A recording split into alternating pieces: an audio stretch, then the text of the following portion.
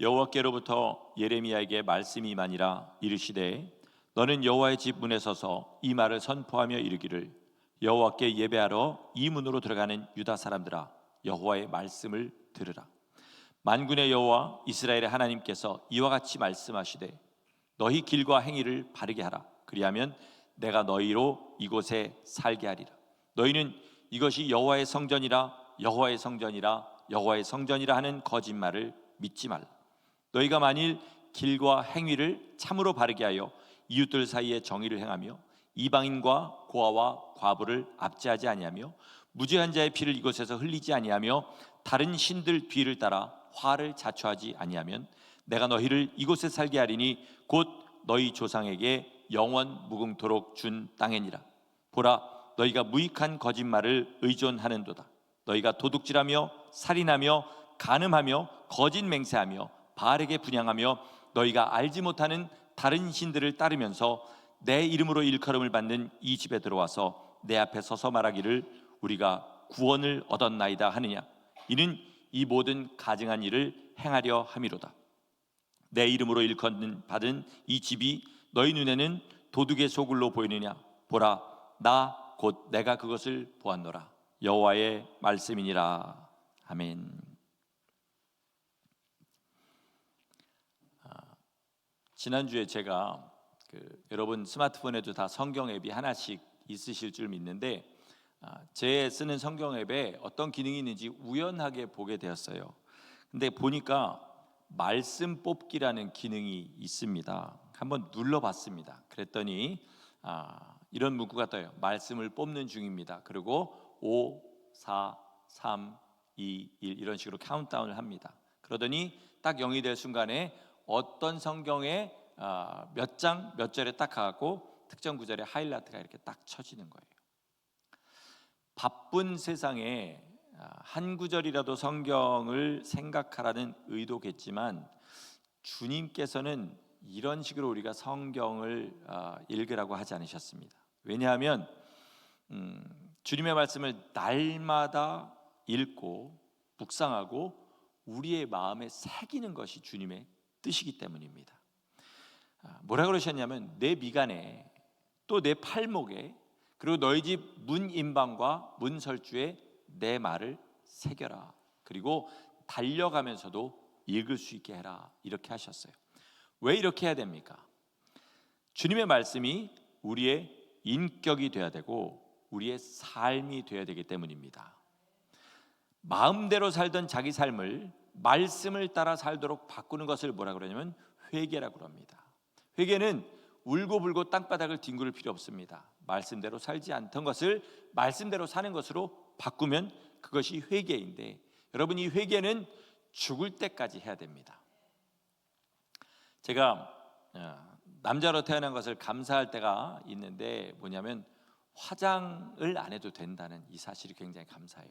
왜냐하면 여자분들은 어떤 중요한 사람을 만나면은요, 만나기 바로 전까지 방금 찍어바른 데 또 찍어바르고, 그리고 혹시라도 뭐가 잘못되지 않았나 하고 코털도 보고 눈썹도 보고 하여튼 여러 가지를 보면서 그렇게 합니다. 왜 그러죠? 자기를 아름답게 보이고 싶어서 그러는 거잖아요. 우리가 왜 주님 앞에 설 때까지 회개됩니까? 주님 앞에 가장 정결하고 아름다운 신부로 서야 되기 때문인 줄 믿으시기 바랍니다. 오늘 본문의 시대적인 배경은 유다가 멸망하기 직전입니다. 그런데 잘 살펴보면 그 양상이 지금 이 시대의 교회와 똑같다는 것을 알 수 있어요. 주님께서 이 경고의 말씀을 주시는데 누구에게 하라고 그럽니까? 성전을 드나드는 사람에게 하라고 합니다. 이처럼 이 시대에도 주님께서 주시는 경고의 말씀을 들어야 되는 사람은요, 밖에 있는 죄인들이 아니라 이 성전 안에 들어있는 사람들인 줄 믿습니다. 그 중에서도 특별히 나는 구원을 받았다고 생각하고 자기의 구원을 의심조차 안 해보는 사람들이 오히려 이 경고를 들어야 됩니다. 본문에서 성전을 들락날락하는 사람들이 생각하는 구원은 뭐냐면 적들로부터의 구원입니다. 하나님께서 선지자를 통해서 강력하게 멸망을 선포하셨어요. 그러나 멸망하고 싶은 사람들이 어디 있겠습니까? 그러니까 주님이 주시는 다른 말은 듣지 않고 그저 성전만 들락날락하면서 이곳이 하나님의 성전이다, 이곳이 하나님의 성전이다, 이곳이 하나님의 성전이다 그러면서 자기들이 구원받을 것을 계속해서 입술로만 선포하고 있었던 거예요.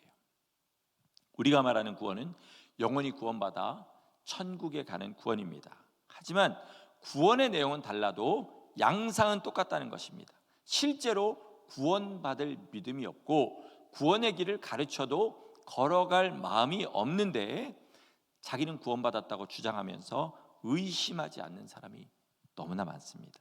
성경은 끊임없이 이것을 경고하고 있습니다. 그리고 설교자도 계속해서 경고하지만 모든 분이 어떻게 생각하냐면 다른 사람은 다 지옥 가도 나는 안 갈 거다, 이렇게 생각하면서 경고의 말씀에 귀를 기울이지 않습니다. 여러분 분명히 아시기 바랍니다. 바른 믿음만이 우리를 천국으로 인도합니다. 하지만 마귀는 이 믿음을 교묘하게 비틀어서 똑같은 성경을 가지고도 어떤 사람은 천국에 가게 하고 어떤 사람은 지옥에 떨어지게 만듭니다. 오늘은 그 이야기를 좀 하려고 합니다. 한국의 유명인 한 사람이 러시아에 갔다가 충격받은 이야기를 하는 그 이야기를 들었어요. 이 사람이 러시아 가정주부들, 여자들이 모이는 그 모임에 갔답니다. 거기서 한 여자가 이제 이렇게 캐주얼하게 얘기하는 때에 자기 남편 자랑을 하는데 뭐라고 자랑을 하는지 생각해 보세요. 우리 남편은 안 때려서 좋아, 이러더래요. 무슨 말인지 여러분 요즘은 실감이 안 나시죠? 러시아는 우리나라 한 40년, 50년 전과 어떤 사회적인 양상이 비슷하대요. 그래서 가정의 일은 가정에서 해결하라, 이런 거래요. 그래서 많은 남자들이 집안에서 아내를 때린다고 합니다.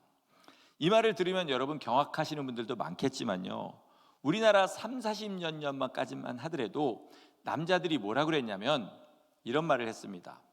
여자하고 북어는 사흘에 한 번씩 패줘야 된다. 경악할 말이죠, 그죠? 요즘 그런 말하면 남자들 사이에서도 매장당합니다. 그러나 우리나라 3, 40년만 해도 남자들이 모이면 그런 소리 하면서 실제로 여자들을 많이 때렸어요.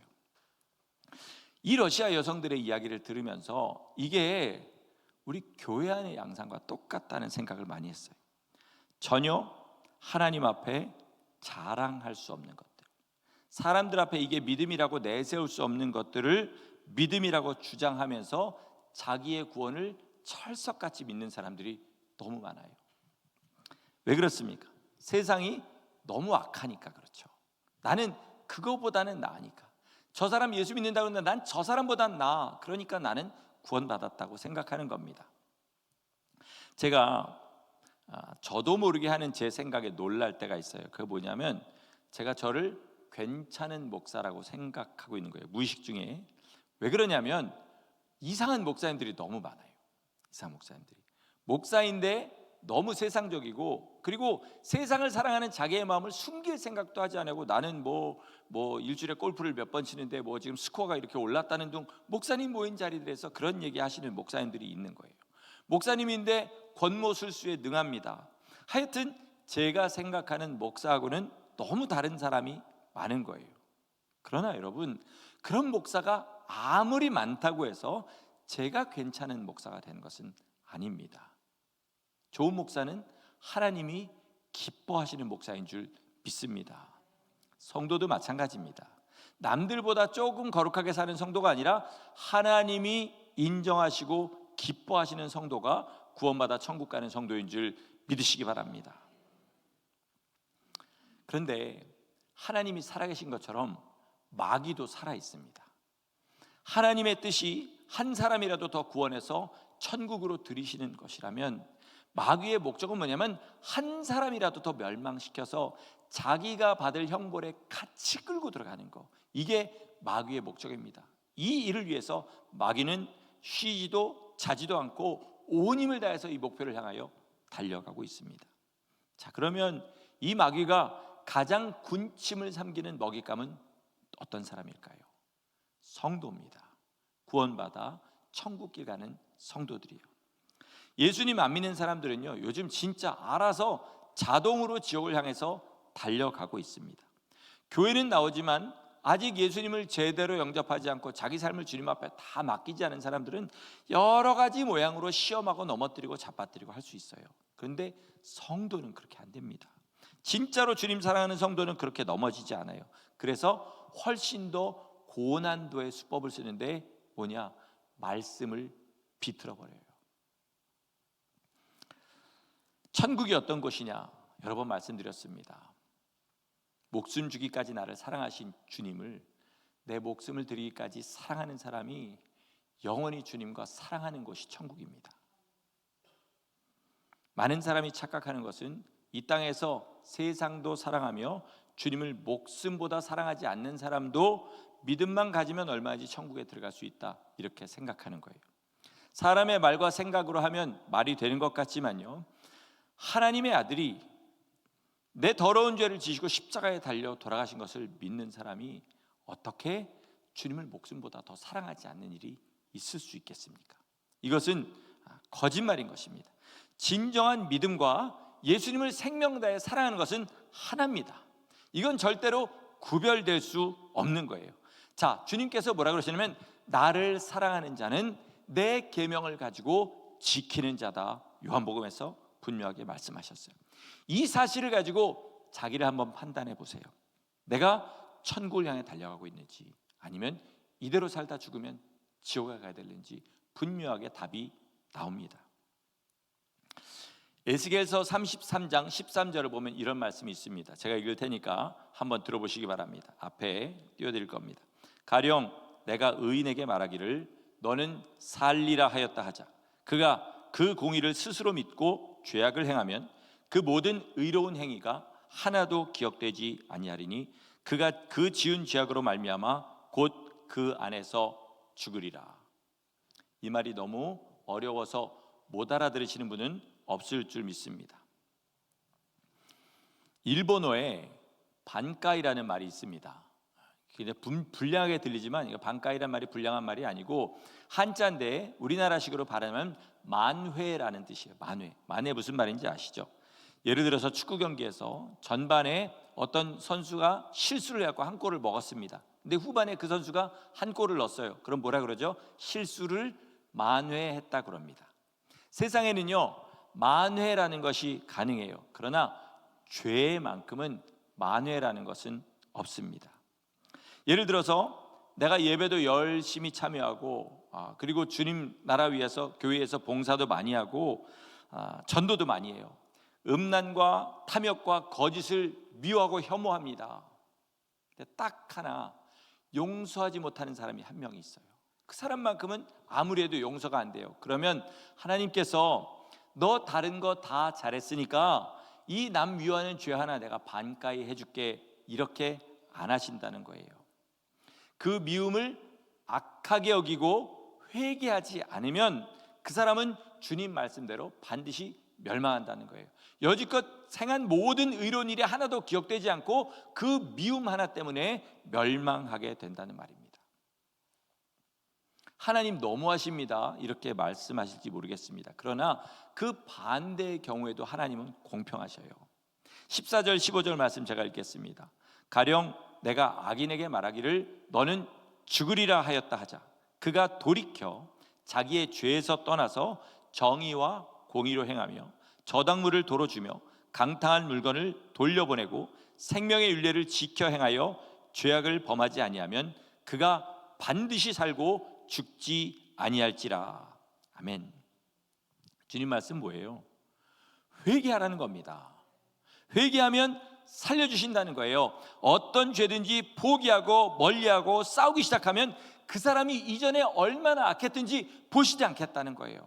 그러나 반대로 아무리 다른 것을 거룩하게 하고 그럴듯하게 한다 할지라도 주님이 죄라고 하신 그 죄를 포기하지 않고 버리지 않고 계속해서 짓는다면 그 사람은 멸망한다는 것입니다.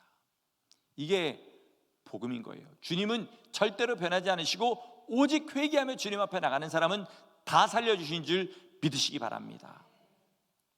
그런데 이 복음을 듣고도 은혜라고 생각하지 않는 사람들이 있습니다. 죄에 매인 사람들이에요. 죄에 목을 맨 사람들입니다. 죄에 매였다는 것은 중독이 되었다는 거예요. 여러분, 세상에 어떤 거에도 중독된 사람들을 보면 특징이 있는데요, 아무것도 안 보이고 그것만 보여요. 그게 없으면 인생이 없는 것처럼 생각하는 거예요. 죄에 중독된 사람도 마찬가지입니다. 믿는다고 하지만 실제로 내가 오늘도 사는 목적은 그 죄를 짓는 거예요. 오늘 본문에 그 이야기가 나와 있습니다. 9절과 10절 말씀을 보면 이렇게 말씀하세요. 너희가 도둑질하며 살인하며 간음하며 거짓 맹세하며 바알에게 분향하며 너희가 알지 못하는 다른 신들을 따르면서 내 이름으로 일컬음을 받는 이 집에 들어와서 내 앞에 서서 말하기를 우리가 구원을 얻었나이다 하느냐. 이는 이 모든 가증한 일을 행하려 함이로다. 이들이 구원을 외치는 이유는 다 하나예요. 하나님이 미워하시는 가증한 일들을 행하려고 그러는 것입니다. 왜요? 들어보세요. 선지자들이 멸망을 외칩니다. 너무 찝찝하죠. 그런데 도둑질도 계속해야 되고 거짓말도 계속해야 되고 우상도 계속 섬겨야 되고 간음도 계속해서 해야 됩니다. 그만둘 마음이 절대 없어요. 왜요? 그것이 자기들이 사는 즐거움이기 때문에 그렇습니다. 그러니까 뭐 하냐면 대신 성전에 나와서 의무 방어전 치르듯이 예배하고 기도하는 것으로 멸망만 면하려고 하는 거예요.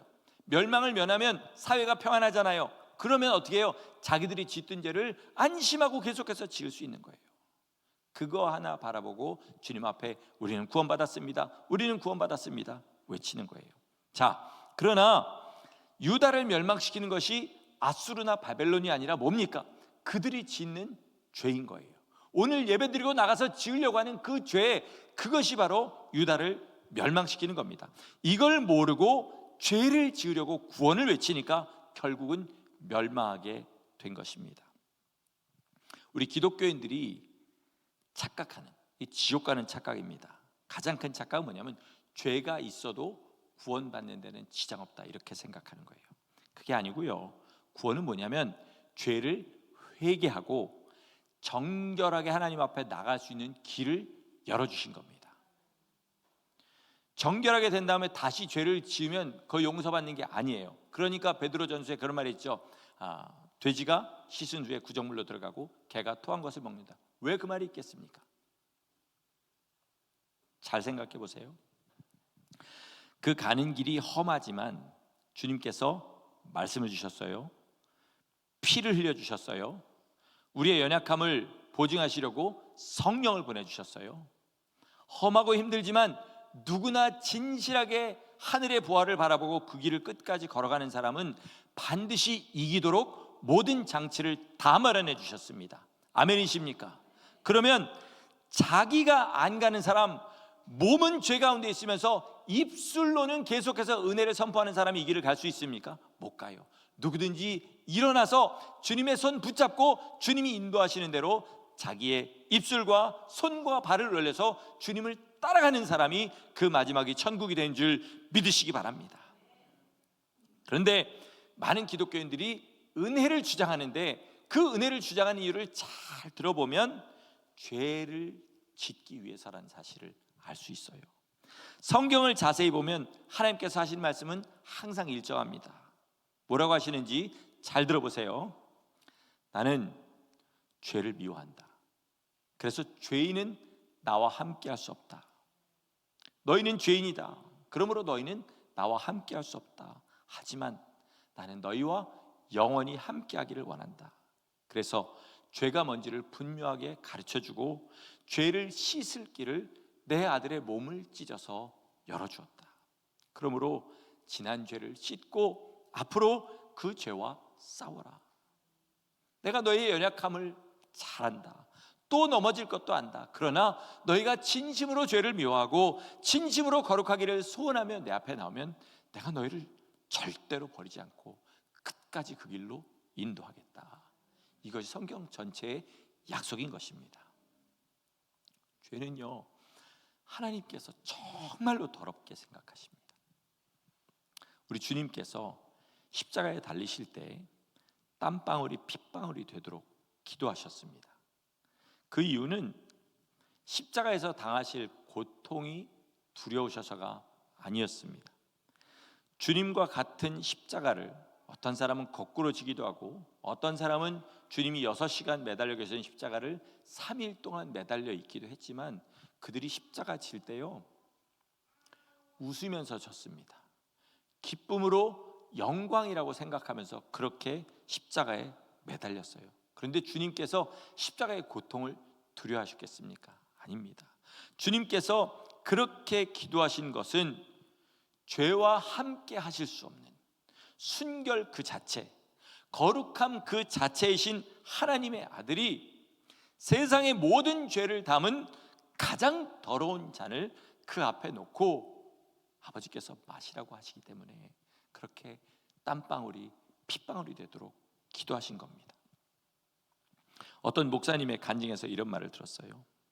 그 목사님이 영국 분이신데 1950년대 자기가 20대 후반의 나이에 꽤 큰 교회에 담임으로 부임하게 되었답니다. 길을 지나가는데, 동네에 지금 못 사는 지역을 지나가는데 허름하게 옷을 입은 중년 여성이 인사를 하더래요. 그래서 그 목사님이 저를 아시나요? 이렇게 물어봤더니, 알죠. 교회 새로 부임하신 목사님이잖아요. 저도 그 교회에 출석합니다. 근데 제가 너무 가난하고 돈이 없어서 헌금할 그런 여력도 없고, 그래서 뒤에 앉았다가 목사님과 인사도 안 하고 그냥 집으로 가서 아직 목사님과 한 번도 인사를 못 나눴습니다. 목사님 혹시 오늘 지금 저희 집에 가셔서 저랑 차 한 잔 같이 하실 수 있을까요? 이렇게 물어본 거예요.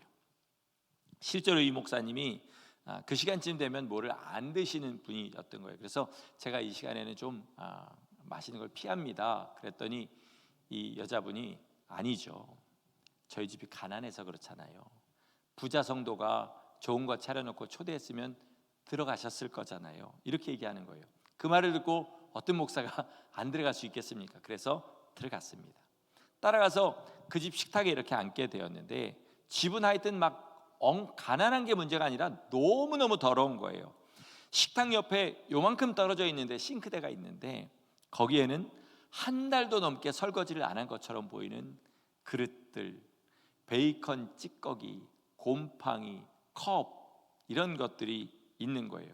그리고 그 여인이 그 중에 컵 하나를 딱 들어가지고 그 안에 있는 걸 이렇게 부셔서 붓더니 내린 지 한 달은 돼 보이는 검은색 티를 거기다 이렇게 부어가지고 목사님에게 이렇게 주더랍니다. 머리 상상해 보세요. 여러분 같으면 드시겠습니까? 도저히 먹어볼 용기조차 나지 않더래요. 그래서 이 목사님이, 제가 요즘 속이 좀 안 좋아서요, 그랬더니 이 여자분이, 영어로 해야 실감이 나니까 영어로 하겠습니다. Drink it 이러더래요. Drink it. 무서운 얼굴로.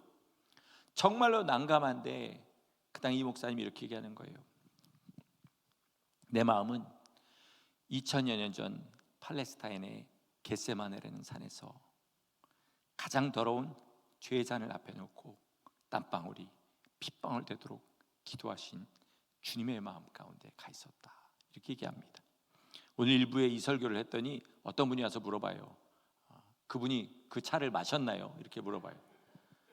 그건 모르겠지만 우리 주님은 그 죄의 더러운 잔을 마시셨습니다. 끔찍하고 너무 더러워서 도저히 하나님의 본체가 이 땅에 오셔서 땀방울이 핏방울이 되도록 이것만큼은 제발 지나게 해주십시오.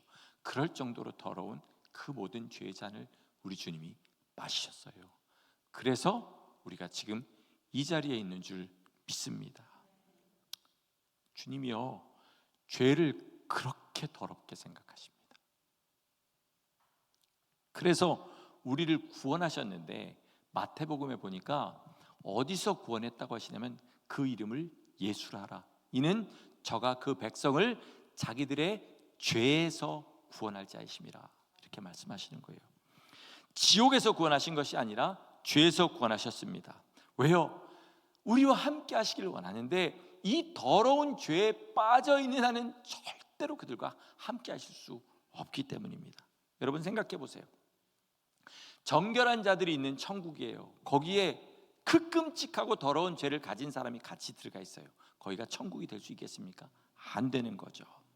자, 그러면 그 죄가 뭐냐? 오늘 설명하죠. 도둑질과 거짓말과 간음과 음란과 우상숭배, 그리고 세상을 사랑하는 이 모든 것들이 주님이 함께 하실 수 없는 죄인 겁니다. 제가 목사라 좀 여러분이 상상은 안 계시겠지만 저도 예전에 담배를 피웠었습니다. 아주 불량한 자세로 담배를 피웠었어요. 그것도 고등학교 때 배워가지고 한 8년간 담배를 피다가 결혼하기 1년 전에, 결혼하기 전해 담배를 끊었어요. 담배를 끊으면, 펴보신 분들은 알겠지만 가장 처음에 힘든 게 뭐냐면 담배 냄새예요. 담배 핀 사람이 이렇게 쓱 지나가잖아요. 그러면 냄새가 그렇게 구수할 수가 없어요. 이해가 안 가시죠? 그때는 그 냄새가 너무나 구수하게 느껴집니다. 그런데 1년이 지나고 2년이 지나면 어떻게 변하냐면 점점 더 그 냄새가 역겨워지기 시작해요. 그리고 나중에는 저 멀리에서 피는 사람 담배 향기가 여기까지만 와도 그거 맡기가 굉장히 힘들어집니다. 그런데 여러분, 이율배반이 뭔지 아세요? 동시에 예전에 제가 담배를 피웠던 그 느낌 있잖아요. 특별히 느끼한 거 먹고 나서 담배 한 대 필 때 그 시원함 있잖아요. 이게 몸으로는 생각나요. 이게 죄입니다. 이게 죄예요. 우리 예수 믿으면요, 정결하고 거룩해집니다. 그러면 세상에 더러운 것들이 싫어져요. 음란한 사람, 거짓말하는 사람, 탐욕적인 사람, 미워하는 사람, 하여튼 어떤 죄든지 죄를 짓는 사람 보면 그 사람 곁에 가고 싶지 않고 가증한 생각이 들어요. 그런데 동시에 내 육신은요, 내가 예전에 짓던 그 육신의 모든 죄의 쾌락들을 기억하고 있어요. 그리고 육신은 그걸 그리워합니다. 나는 아니라고 얘기하실 분이 있겠지 모르겠지만 저는 그렇습니다. 그렇더라고요. 하지만 구원받은 성도는, 한 번 거룩함의 맛을 본 성도는 넘어질 수는 있을지언정 절대로 그 죄 가운데 더러운 것에서 편안하게 살 수는 없는 줄 믿으시기 바랍니다. 성경 전체가 그 이야기예요. 너희는 내가 피값 주고 산 거룩한 백성들이다. 그 죄 가운데 있지만, 지금 쓰러지고 자빠져 있지만 나와라. 그럼 내가 다시 씻어주고 다시 그 길 걸어가게 해주겠다. 하나님이 안타깝게 우리에게 부르짖는 소리인 줄 믿습니다. 그리고 진짜 구원받은 사람은 거기에 목숨을 걸고 살아갑니다. 왜 그런지 아세요? 내가 사랑해서 영원히 함께하고 싶은 주님이 거룩하시고 정결하시기 때문이에요. 주님이 괜히 우리에게 겁주려고 내가 거룩하니 너희도 거룩하라 이렇게 얘기한 게 아니라, 내가 거룩하니까 너희도 거룩해야 나랑 영원히 살 수 있어. 그러니까 내가 피까지 흘려줬으니까 제발 그 피로 너를 씻고 거룩한 모습으로 내 앞에 와라. 이게 주님의 간곡한 음성입니다. 아이합이라는 단체를 여러분 아십니까? 이 근처에 있는 그 인터내셔널 하우스 오브 팬케이크, 이거 말하는 게 아니라 인터내셔널 하우스 오브 프레이어라는 단체가 있습니다. 여러분 잘 아시죠? 1999년에 캔자스시티에서 마이크 비클이라는 목사님이 리더로 그렇게 시작해가지고 지금까지 20몇 년간 24시간 기도 운동을 펼쳤던 그런 단체입니다. 그런데 이 단체의 수장인 마이크 비클 목사가 지난해 말에 리더 자리에서 내려왔습니다. 이유는 그동안 50명 가까운 여성들을 가스라이팅하고 성폭행한 사실이 드러났기 때문이에요. 더 충격적인 것은 이분이 이 일을 시작한 것이 1980년대 20대부터였다는 사실입니다. 그런데 그런 단체를 세워서 많은 영향을 주고 여지껏 이렇게 온 거죠. 리더 중에 한 사람, 이분과 거의 같이 시작한, 그래서 경제적인 모든 것을 담당했던 리더 중에 한 사람도 똑같은 문제가 있었던 것이 발견됐습니다. 예전에도 그랬지만요, 지금 더 많은 목회자들이 성적인 범죄로 무너지고 있습니다. 한국에서 이름만 대면 아는 찬양팀들, 찬양팀 내에서 간음과 음란으로 그런 찬양팀들도 무너지고 있어요. 더 무서운 건 뭐냐면요, 이 사람들이 교회 다닌 경력과 아는 성경 지식을 가지고 이런 것들을 합리화시킨다는 사실입니다. 마이크 비클 목사가 이런 설교를 했어요. 다윗이 우리아의 아내와 간음한 이야기를 하면서 다윗도 이렇기 때문에 우리도 이렇게 될 수 있다. 그러나 회개하면 하나님께서 용서해 주신다는 설교를 했답니다.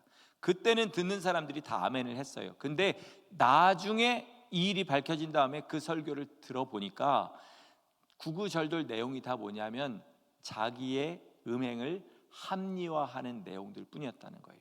증거가 뭐예요? 여지껏 회개하지 않고 여기까지 왔다는 사실이에요. 이 시대 성도들이요, 성경 지식이 어마어마합니다. 들은 설교도 너무너무 많아요. 그러니까 말들을 얼마나 그럴싸하게 하는지 성경 구절을 적절하게 섞어가면서 자기는 음란해도 돈 사랑해도 남 미워해도 천국 가는 것처럼 그렇게 이야기합니다. 그러나 여러분 이것을 아시기 바랍니다. 성경이 성경을 부인하지 않아요. 서신서의 말씀이 복음서의 말씀을 부인하지 않고 그것을 부연해서 설명해 줍니다. 선지서의 말씀이 율법서의 말씀을 부인하지 않고 그것을 부연해서 설명해 주는 거예요. 아무리 그럴싸한 논리로 이런 죄들을 커버한다 할지라도 음란한 사람은 절대로 천국에 못 들어갑니다. 그런 사람과 함께 하실 수 없기 때문에 십자가를 지셨어요. 그 주님이 계신 그 천국에 그 죄를 가지고 들어갈 수 있다는 것은 어불성설인 줄 믿으시기 바랍니다. 여러분, 혼인 관계 외에 혼인하기 전까지 혼인 바깥의 모든 음란한 것들이 다 음란입니다. 특별히 이 시대 남성들이 쉽게 속을 수 있는 것이 뭐냐면 음란물들이에요. 포르노그래피라고 하는 거죠. 남자는 어쩔 수 없다는 논리에 속지 마시기 바랍니다. 절대로 그렇지 않습니다. 여자를 보고 음욕을 품는 자마다 이미 그 마음에 committed adultery 이렇게 얘기합니다. 이미 과거형으로 끝나는 거예요. 탐심을 가진 사람도 못 들어갑니다. 하나님 아닌 물질을 섬기는 사람 못 들어갑니다. 교만한 사람, 미워하는 사람 못 들어갑니다. 이것을 못 박으세요. 그리고 회개하세요. 그러면 주님이 그 죄를 깨끗하게 씻어주시고 주님 품에 안아주시는 이것이 복음의 핵심인 줄 믿으시기 바랍니다. 여러분, 저도 온전하지 못합니다. 여러분 앞에 이런 설교를 할 자격이 없는 사람이에요. 그러나 간절하게 부탁드리는데 우리 제발 정결하고 거룩하게 사시기를 바랍니다. 누가 봐도 예수님 믿는 사람처럼 그렇게 살아보시기를 바랍니다. 성도들 중에 이런 마음 지금 가지신 분들 있어요. 목사님이 내 믿음을 몰라서 그래요. 나 되게 믿음 좋아요. 이렇게 생각할 수 있을 거예요. 그러나 예수님이 이렇게 말씀하셨어요. 누가 등불을 켜서 말 아래 두겠느냐? 등불을 켜는 이유는 비추기 위함이다. 이 말씀을 왜 하셨을까요? 누가 우리 안에 불을 붙이십니까? 하나님이 붙이셔요. 그러면 왜 붙이십니까? 세상에 비추시려고 붙이시는 거예요. 나는 믿음을 가졌는데 세상은 모르고, 나는 믿음을 가졌는데 담이 많은 목사조차 모르는 그런 믿음은 세상에 절대로 없습니다. 제가 제 안에 그 빛이 찬란하다고 말씀드릴 수는 없어요. 그러나 적어도 그 빛이 있는 사람과 없는 사람은 구별할 수 있기 때문에, 빛나다가 꺼져버린 사람은 구별할 수 있기 때문에 하나님이 아직 이 단에 세우시는 줄 믿고 있습니다. 진짜로 그 안에 정말 빛이 보이는 사람이요, 그런 사람들은요 안심할 수는 없습니다. 아무도 안심할 수는 없어요. 그러나 제가 크게 걱정하지 않습니다. 저분이 저렇게 넘어지고 자빠져도 주님 앞에 울고불고 또 기도하고 일어나서 주님의 길을 걸어갈 거다. 여전히 잘못될 수는 있지만 주님께서 반드시 저분 인도하실 거다. 왜? 그 안에 아직 빛이 비추고 있으니까. 생각할 때마다 제 마음을 답답하게 하는 성도들은 어떤 사람이냐? 이 빛이 전혀 안 보여요. 꺼져버렸습니다. 그런데 자기가 지옥 갈 거라는 생각 전혀 안 해요. 바깥 어두운 곳에 내쳐질까 봐 두려워하는 마음도 없습니다. 오직 자기는 구원받아 반드시 천국 간다고 믿어 의심하지 않는 거예요. 착각입니다. 여러분, 자기 마음을 들여다보세요. 지금 내가 지옥 갈까 봐 두려워하지 않고, 바깥 어두운 곳에 내쳐질까 봐 두려워하지 않고, 더 정결하고 더 거룩하게 주님 닮으려고 날마다 자기를 돌아보면서 주님, 나 어느 길 가고 있습니까? 이렇게 날마다 주님 앞에 울며 불며 기도하지 않는 사람은 구원받은 적이 없거나, 아니면 내 안에 불이 붙었다가 꺼져버린 사람일 수 있습니다. 가장 심한 경우에는 양심에 화인 맞아서 더 이상한 양심이 작동하지 않는 사람일 수도 있어요. 나는 그렇지 않다고 자신하시는 분이 그런 사람일 수 있습니다. 그러니까 아무도 자신하지 마시고 주님을 두려워하시고 주님을 사랑하시고 천국을 소망하시고 주님이 오늘 저녁에 다시 오실 수 있다는 사실도 분명하게 생각하시고 지금 주님 앞에 회개하고 지금 이 시간의 삶을 주님 앞에 거룩하게 드리시기를 예수님의 이름으로 축원합니다. 나를 위해서 십자가 지신 예수님 목숨 바쳐 사랑하고 주님같이 정결하게 살려고 내 목숨을 드리는 거는요, 절대로 미련한 일이 아니라 인생의 가장 지혜로운 투자인 줄 믿으시고 주님 위하여 우리 삶 들여서 주님처럼 사는 것이 우리의 목적 되어서 주님과 같은 모양으로 영원한 천국에 들어가실 수 있기를 예수님의 이름으로 간절히 축원합니다. 아멘.